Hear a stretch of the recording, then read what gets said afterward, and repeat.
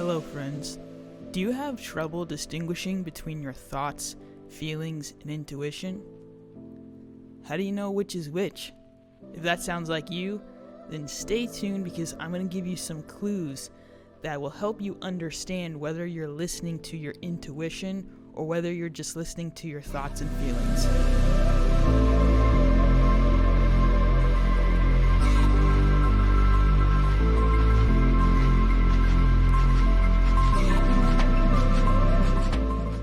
You know, we think about tens of thousands of thoughts every single day, and we probably have just as many different emotions during the day as well. So how do we know if we're listening to our intuition or whether we're just having an emotional reaction or a random thought that maybe somebody else planted in our head? How do we know the difference between those things? First off, I'm going to give you some phrases or mantras that I think will help you out. Have you ever heard the phrase, I think this is going to happen, or I feel like this is going to happen? Those aren't bad phrases, but remember, I think and I feel, well, those obviously relate to thoughts and feelings, which have some correlation to intuition, but intuition drives off of the mantra of I know.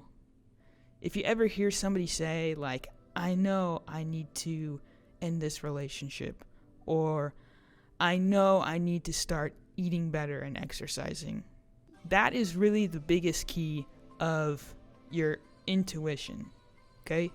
So when you say like, I just know that I'm going to do this or do that. So let me give you a personal story about something that happened, and I used the phrase, I know. I didn't have all the details of how it was going to happen, but I just knew it was going to happen. So we have this nature center that I love going to pretty much every day, and one of the events that they put on recently was like a nature trivia night. And they didn't tell anybody about what the topics were going to be. We just all kind of went into it blindly. They did tell us that there were going to be prizes and that we could have teams. It wasn't going to be just based off of individuals. So I get there and I sit down in the auditorium and there's two people in front of me. I had this impression come by me where I felt like we were going to be a team. But I didn't ask them to be on my team. I just kind of let it be. We're going through the trivia and I am really sucking at the trivia because I'm by myself and I'm against all these other people who have teams. Before I went into the trivia night, I just had this sense. I knew that somehow, some way, I was going to be a winner at this event.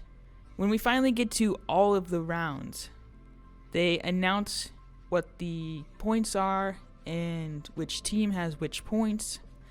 And when they get through the list, they say my name at the bottom of the list. And I'm like, how was I wrong? Like, I thought I was supposed to be a winner and all this stuff. And my confidence was just so low. My emotions were like, man, this is so suckish. Like, this is the worst day I've ever had in my entire life. Well, what was funny was as soon as they announced everything and they announced which team had which points, they said, oh, wait a second, there's actually a tie for first place. And they announced the two teams that were in first place. And they said, okay, we're going to have to have a tiebreaker round. Well, one of the teams that was in first place was the team that was sitting right in front of me. And I was like, okay, this is interesting. And at that moment, my mindset shifted to, wow, I'm such a loser, to I really feel bad that I can't participate in this round because I am not in the top. At that point, all I wanted to do was just play. And it didn't matter if I was a winner or a loser. And so what happened was the tiebreaker round was a question that I knew the answer to. And when they asked the question, it took everything in me to like hold back, and I just couldn't hold back any longer. A few seconds went by, and I could see that the team in front of me didn't know the answer at all. So what I did was I reached forward, and it was like a number question, like how many of this exists in Kansas.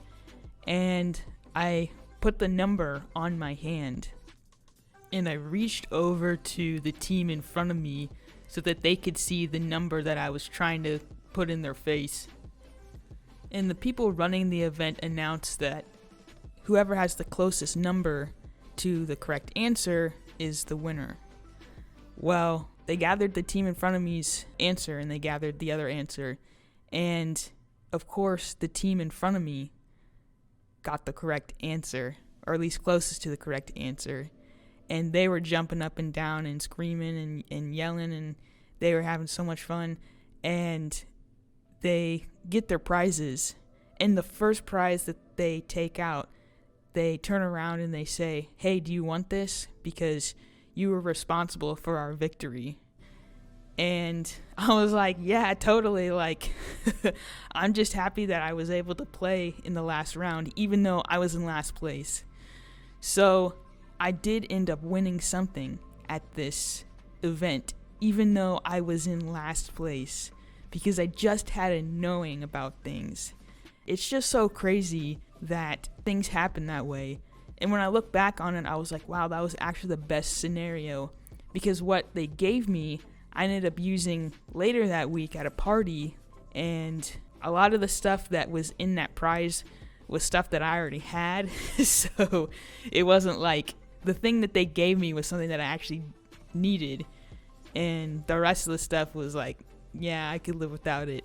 So I don't know, I just thought it was so cool that I was the only other person that got a prize, and I was in last place. Not even second place or third place got anything, but I did, and I was in last place. So that's what I'm talking about when I'm saying you have a sense of knowing. Like, I know this is the right thing to do, or I just know that this is something that I need to do.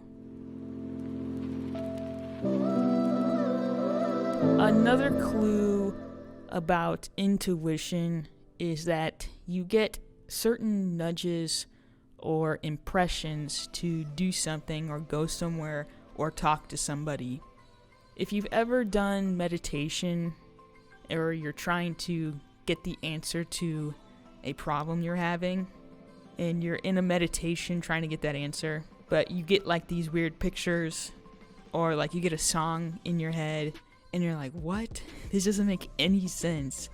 Then that's your intuition. You see, the universe kind of works in metaphors and mirrors and symbolism. Anything spiritual is not logical in any sort of way. So what I'm saying is that if something is very loud in your life, like a friend who's giving you advice on a situation, or like you see a billboard, or you've got this thought in your head that's really, really loud, it's usually not your intuition. Intuition is very subtle. It's a very nudging, but it's usually pretty consistent. Like, you have a consistent nudging towards something, and you just can't shake it. That's what intuition is. I'm going to give you another story about how this played out in my life. So during the 4th of July weekend, I was looking for a cooler because I was planning on doing a lot of traveling in the next couple of months, and I needed something to keep my food cool during the hot summer days. And I found one online, and it was on sale at a grocery store near my apartment. And so I decided to get in my car, and I drove over there, and I'm running around the entire store because I'm so excited. I found a cooler that I wanted, and it was on sale. And I asked one of the employees, and they said, yeah, we're sold out of those things. And I was like, shoot. So I went online, and I was like, maybe it's at a different store and all this stuff. And I just stopped there for a second. I was like, okay, it's 4th of July weekend. Everybody else is probably using coolers for their 4th of July celebration. It's probably going to be sold out everywhere I go. And so I look back online and I find one that's at Walmart, but it's not on sale. And I thought to myself, okay, I'll just go in tomorrow and I'll go in and get the cooler. Well, I never did go in and get the cooler. I actually forgot about it for like 2 weeks. One day I had this subtle nudge to go to Target. So I head on over to Target, I'm walking around, I'm playing with some of the toys, I'm looking at the bikes, and I walk over and there it was, the cooler that I wanted, the exact cooler that I wanted, the specs and everything, except the price of the cooler was less than half of the sale price that I wanted to get it at during the 4th of July weekend.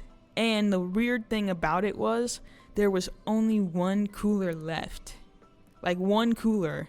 So I remember seeing it and I just freaked out. I went over and I got a shopping cart real quickly and I got this cooler in the cart and I was just so happy. And it was just like the weirdest thing.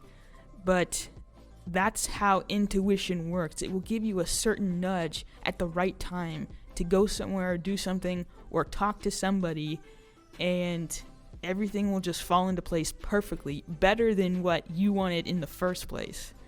You see, if I had gotten that cooler at 4th of July weekend, I would have ended up paying twice as much for the cooler.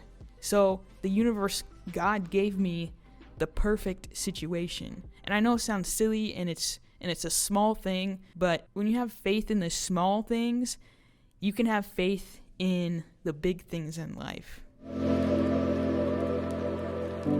The last clue I'm going to give you about intuition is based off of curiosity.